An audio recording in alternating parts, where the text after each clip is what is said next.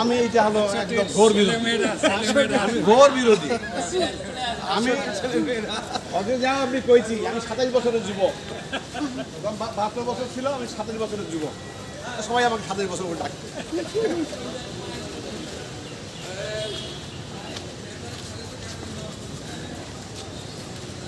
Sir 3 বার গেছি, আল্লাহ জানে। না না না, উনি জানে না। 3 বার আমি গেছি, আমরা 3 বার